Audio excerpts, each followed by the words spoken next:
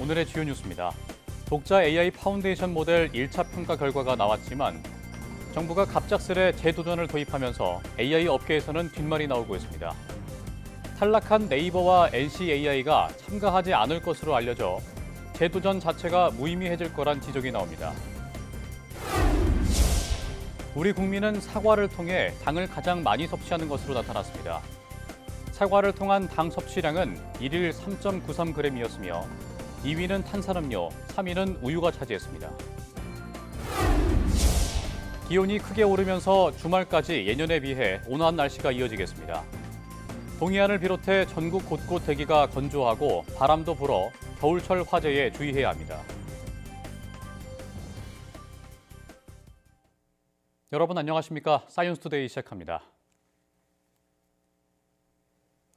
독자 AI 파운데이션 모델 1차 평가 결과가 나왔지만 정부가 갑작스레 재도전을 도입하면서 AI 업계에서는 뒷말이 나오고 있습니다. 탈락한 팀들도 잇따라 재도전에 참여하지 않겠다는 의사를 밝혀 재도전 자체가 불투명해지고 있습니다. 이승규 기자입니다. 국가대표 AI를 뽑는 독자 AI 파운데이션 모델 1차 평가 결과 LG AI 연구원과 SK텔레콤, 업스테이지 등 3곳이 선정됐습니다. 당초 4개 팀을 뽑겠다는 계획을 바꿔 2개 팀을 탈락시킨 건데 네이버 클라우드 팀의 중국 오픈소스 사용이 논란이 됐기 때문입니다. 그런데 정부가 느닷없이 재도전 제도를 도입하면서 뒷말이 나오고 있습니다. 과기정통부는 재도전 도입이 더 많은 기업에 기회를 주기 위한 것이지 특정 기업을 고려한 것은 아니라고 강조했습니다. 절대 특정 기업을 배려하거나 특정 기업을 위해서 이렇게 급하게 급조된 그런 접근 방법은 절대 아니라는 말씀을 드리겠고요. 하지만 정부의 이 같은 해명에도 AI 업계의 반응은 싸늘합니다. 일각에서는 중국 오픈소스 사용으로 탈락한 네이버를 구하기 위한 고육지책이 아니냐는 의심도 나오고 있습니다. 또 프롬 스크래치에 대해 애초 정부가 명확한 기준을 제시하지 않았고 사업 도중에 룰을 바꾸면 혼란만 일으킬 뿐이라는 지적도 나옵니다. KAI라는 국가적인 중체대한 사업에서 중간에 갑자기 게임의 룰이 바뀌게 되면 당연히 준비하고 있던 기업들 입장에서는 혼란할 수밖에 없고 나머지 탈락한 기업들 역시 이 기업에 혹은 어떻게 보면 프로젝트의 룰에 대한 의심을 할 수밖에 없는. 이런 가운데 네이버는 정부의 평가 판단을 존중한다며 재도전에 참여할 의사가 없다고 밝혔습니다. 여기에 NCAI와 카카오도 참여하지 않을 것으로 알려져 재도전 자체가 무의미해지는 거 아니냐는 지적도 나오고 있습니다. YTN 사이언스 이성규입니다. 우리 국민은 평균적으로 사과를 통해 당을 가장 많이 섭취한 것으로 나타났습니다. 질병관리청이 1세 이상 분석 대상자 6,800여 명을 조사한 결과 지난해 기준 국내 당 섭취 주요 식품 1위는 사과였습니다. 사과를 통한 당 섭취량은 1일 3.93g이었고 2위는 탄산음료, 3위는 우유가 차지했습니다. 또 에너지 주요 근본식품 1위는 맵쌀이었고 돼지고기와 빵이 뒤를 이었습니다. 단백질 공급 식품 1위는 돼지고기였고 2위는 맵쌀, 3위는 닭고기였습니다. 주요 나트륨 근본석 식품은 소금으로 소금을 통한 1일 나트륨 섭취량은 하루 중 전체 나트륨 섭취량의 15.6%를 차지했습니다. 무에 입힌 무청이 장을 건강하게 하고 살이 찌는 것을 막는 데 도움이 된다는 연구 결과가 나왔습니다. 한국식품연구원은 비만 상태인 쥐에게 무청 추출물을 먹인 뒤 체중 변화와 장 상태를 살펴본 결과 무청에 들어있는 성분이 장 속 좋은균을 늘리고 장을 튼튼하게 만들어 몸에 해로운 물질이 들어오는 것을 막아줬다고 밝혔습니다. 연구팀은 동물과 사람을 대상으로 한 시험을 병행해 검증했고 가을에 수확한 무청이 봄 무청보다 살이 찌는 것을 억제하는 효과가 더 크다는 점도 확인했다고 설명했습니다. 국제우주정거장 ISS 운영 역사상 처음으로 건강 문제 때문에 조기 귀환하는 우주비행사 4명이 ISS를 떠나 지구에 무사히 도착했습니다. 미국과 일본, 러시아 국적의 우주비행사로 구성된 크루 11 팀원 4명은 스페이스X의 드래건 우주선에 탑승해 ISS에서 지구를 향해 출발했으며 미국 캘리포니아 인근 해상에 안착했습니다. 크루 11 팀원은 미국 항공우주국 나사 소속 제나 카드먼과 마이크 핀케, 일본 우주항공연구개발기구의 기미야 유이, 러시아 연방우주공사의 올레그 플라토노프가 구성됐습니다. 이들은 지난해 8월 지구를 떠나 다음 달 하순까지 6개월여간 활동 후 귀환할 예정이었으나 예상치 못한 건강 문제로 한 달 반 정도 이르게 지구로 돌아오게 됐습니다.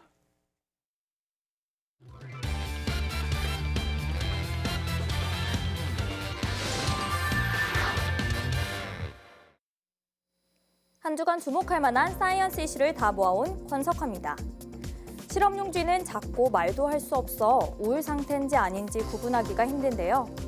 국내 연구진이 쥐의 미세한 행동 변화를 분석해 우울 증세를 포착하는 인공지능을 개발했습니다. 영상 보시죠. 인공지능이 실험동물의 자세와 팔다리 움직임을 3차원으로 정밀하게 분석해 미세한 행동 변화를 포착합니다. 연구팀은 실험용쥐를 실시간으로 촬영한 뒤 약 0.5초의 단위로 잘게 나누어 분석했는데요. 이른바 행동의 음절을 하나하나 살펴본 겁니다. 정상 쥐는 행동이 자연스럽게 이어지는 반면 우울증이 유도된 쥐에서는 특정 행동이 갑자기 튀어나오거나 같은 행동이 반복되는 패턴이 나타나는데요. 이 차이는 사람의 눈으로는 거의 알아채기 어렵지만 AI는 행동의 빈도와 순서 변화를 정확하게 구분해냈습니다. 성별에 따른 차이도 뚜렷했습니다.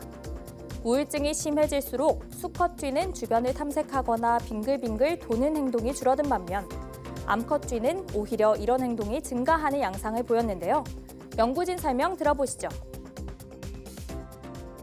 느낌이나 관찰자의 경험이라는 그런 주관적인 판단으로 분석하는 게 아니라 생쥐의 일상적인 행동의 영상 데이터에서 우울증에 관련된 그런 행동 패턴을 AI가 찾아내는 방식이라 재현성과 정밀도가 아주 높습니다. 이번 기술은 움직임의 크기가 아니라 행동이 어떤 흐름으로 바뀌는지를 보기 위해 훨씬 정밀하고 객관적으로 분석하는데요. 말을 할 수 없는 동물들의 행동 언어를 읽는 중요한 도구가 될 것으로 기대됩니다. 이어서 두 번째 소식 만나보겠습니다. 지방간 절대 가볍지 않은 병이죠. 증상은 거의 없지만 방치하면 간 경화와 간암으로까지 이어질 수 있습니다.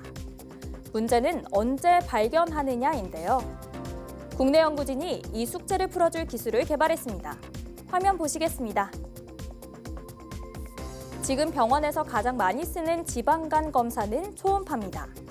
접근성이 좋고 간편하다는 장점이 있지만 의사 숙련도에 따라 결과가 달라질 수 있고 MRI만큼 정확하진 않다는 한계도 분명한데요.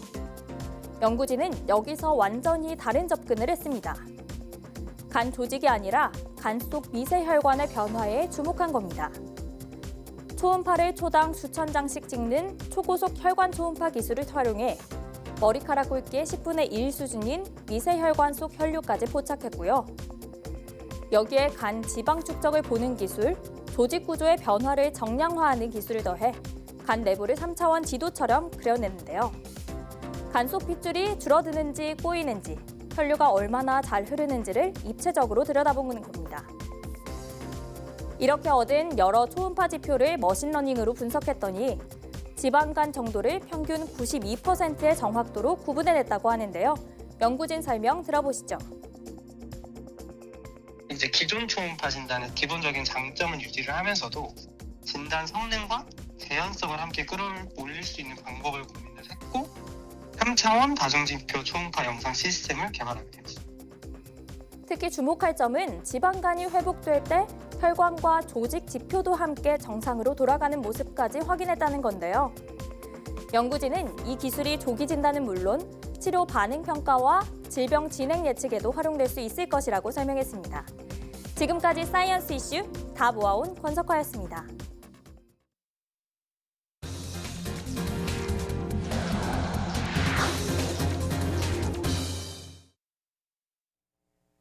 유튜브가 부모가 자녀의 쇼츠 피드를 비활성화할 수 있는 기능을 업데이트했습니다.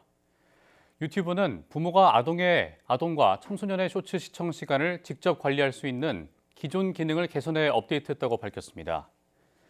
부모는 감독 대상 계정을 통해 15분 단위로 자녀의 쇼츠 시청 시간을 설정할 수 있는데 이번 업데이트로 타이머를 0분으로 설정할 수 있게 됐습니다.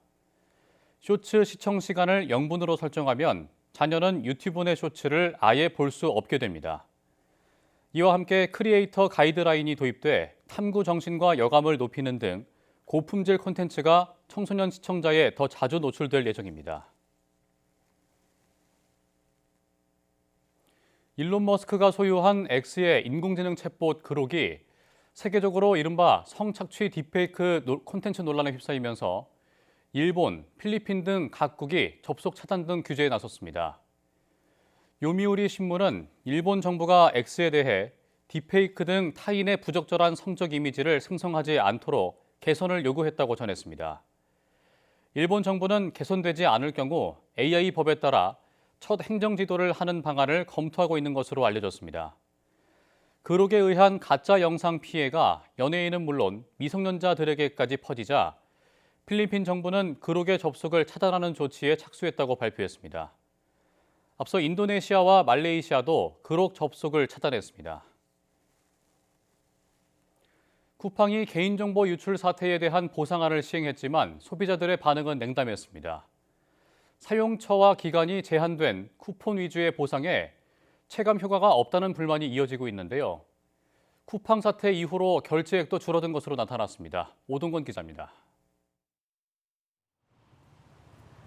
쿠팡이 정보 유출에 대한 보상 차원에서 5만 원 규모의 이용권을 주기로 한 첫날, 소비자들은 차가운 반응을 보였습니다.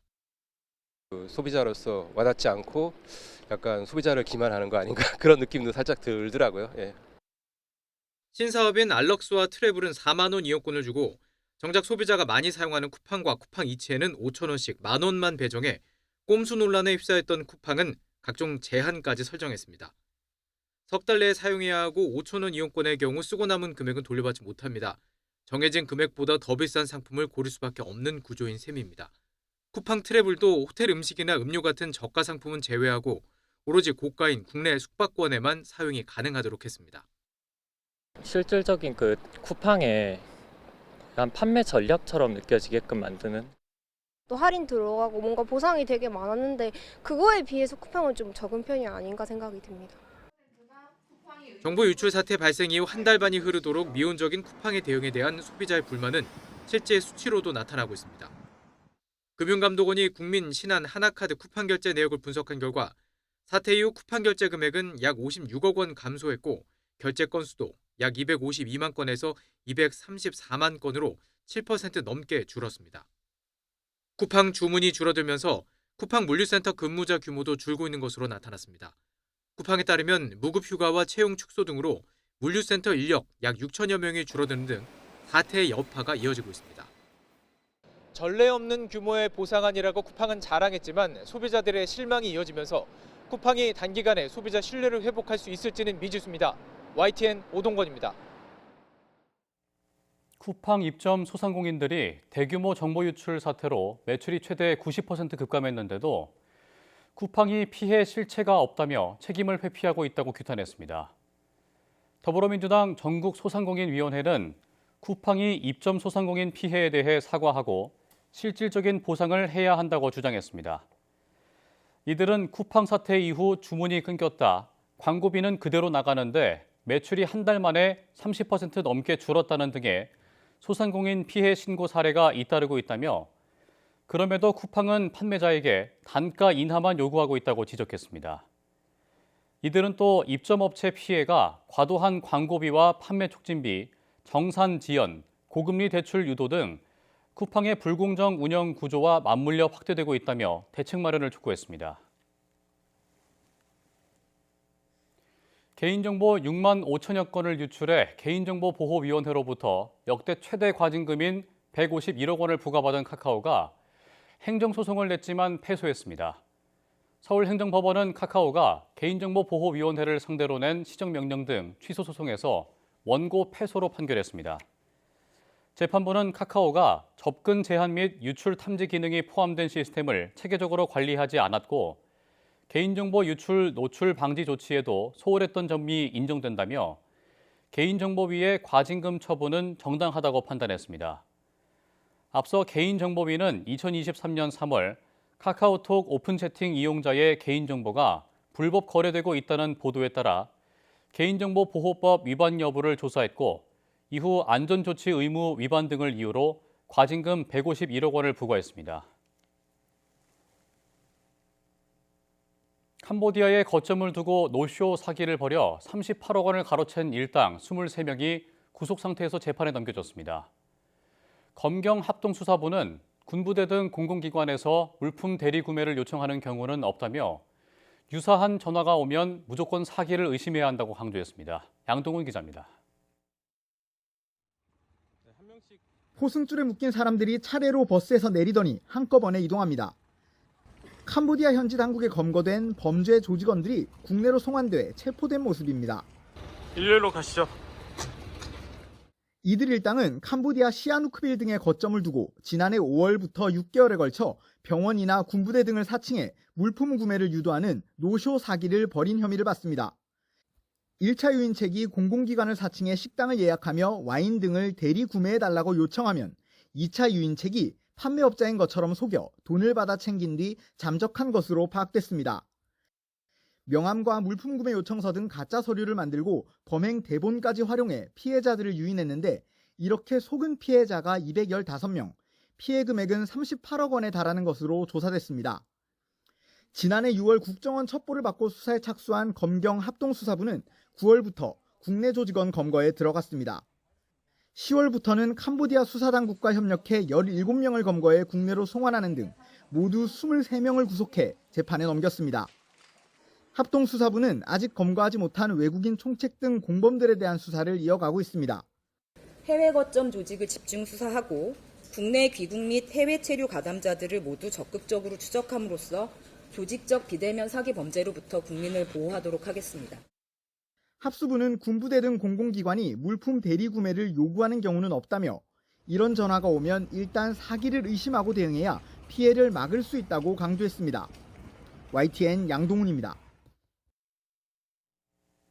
애경산업이 수입해 판매한 2080 치약에서 금지된 보존제 성분이 확인된 가운데 국내에서 제조한 2080 치약에 대해서도 추가로 성분 검사가 진행되고 있습니다. 식품의약품안전처는 애경산업 2080 치약 수입 제품 6종 중 제조 번호가 다른 870개 제품을 모두 검수하고 있으며 국내에서 제조한 128종에 대해서도 성분 검사를 진행해 이르면 다음 주 종합 결과가 나올 예정입니다. 또 문제 치약을 만든 중국 도미사의 현지 실사팀을 파견해 국내 치약에서 사용 금지된 트리클로산이 혼입된 경위를 조사 중이라고 밝혔습니다. 식약처는 검사와 현지 실사 결과를 종합적으로 검토해 약사법 위반 사항이 확인될 경우 행정처분 등 엄중한 조치를 내리겠다고 전했습니다. 정부가 행정통합을 선택한 광역단체에 서울에 준하는 통합특별시 지위를 부여하고 4년간 최대 20조 원을 지원하겠다고 밝혔습니다. 광주, 전남, 대전, 충남 통합에 가속 페달을 밟는 모습입니다. 나혜인 기자입니다. 정부가 마련한 광역단체 통합 유인책은 크게 4가지로 구성됐습니다. 서울에 준하는 통합특별시 지위를 주고 파격적인 재정 지원으로 공공기관 이전과 산업 활성화를 촉진한다는 계획을 내놨습니다. 재정 지원 규모는 4년간 최대 20조 원, 특별교부세와 행정통합 지원금을 신설해 국가 재원을 재배분하겠다고 설명했습니다. 지역 현안 사업 등을 스스로 계획하고 실행할 수 있는 재정 체력을 만드는 것입니다. 관계부처 합동으로 통합지방정부 재정지원 TF를 구성하여 커지는 덩치에 맞게 위상도 키워줍니다. 부단체장을 4명으로 늘리고 직급도 차관급으로 올려 자율성과 책임성을 동시에 부여하기로 했습니다. 중앙행정기관 소속 지방청 업무도 이관하고 내년 계획된 2차 공공기관 이전에 통합특별시를 우선 고려하겠다고 밝혔습니다. 양질의 공공일자리 창출을 통해 청년 인구 유출을 방지하고 지역생활 여건이 개선되는 직접적 계기가 될 것입니다. 통합특별시 입주 기업엔 각종 보조금과 규제 완화, 세제 혜택을 줘 기업하기 좋은 도시를 만들겠다고 정부는 강조했습니다. 균형 발전은 지역 배려가 아니라 국가 생존 전략이라며 국세와 지방세 비율 조정도 고려하겠다고 했습니다. 정부는 통합특별시가 신속히 출범할 수 있도록 국무총리 소속 지원위원회를 설치하고 국회와 협력을 이어간다는 계획입니다. YTN 9입니다. 정부가 석 달 연속 내수 개선과 반도체 수출 호조에 힘입어 경기가 회복하고 있다고 진단했습니다. 재정경제부는 최근 우리 경제는 소비 등 내수 개선, 반도체 중심 수출 호조 등으로 경기 회복 흐름이 이어지는 모습이라고 밝혔습니다. 재경부의 경기 회복 흐름 판단은 지난해 11월 이래로 유지되고 있습니다. 재경부 관계자는 최근 고환율이 수입 물가를 상승시키는 요인으로 작용할 수 있지만 현재 소비자 물가 상승률이 목표치인 2%에서 크게 벗어나지 않아 수입 물가 상승이 전반적인 내수나 경기 흐름을 제약할 수준은 아니라고 말했습니다. 한시적 주세 감면으로 하이볼 가격이 15% 정도 저렴해지는 효과가 날 것으로 보입니다. 재정경제부는 2025년 세제 개편 후속 시행령 개정으로 하이볼에 해당하는 낮은 도수 혼성 주류에 올해 4월부터 오는 2028년 12월까지 30%의 주세를 감면하기로 했습니다. 감면 대상은 알코올 도수 8.5도 이하, 과일 등 휘발되지 않는 당분 2도 이상인 주류입니다. 전통주 감면을 적용받는 주류는 제외되며 감면 한도는 연간 반출량의 400kl까지입니다. 주세율 72%와 교육세, 부가가치세 등을 고려하면 주세가 30% 감면될 경우 소비자 가격 인하 효과는 대략 15%일 것이라고 재경부 관계자는 설명했습니다.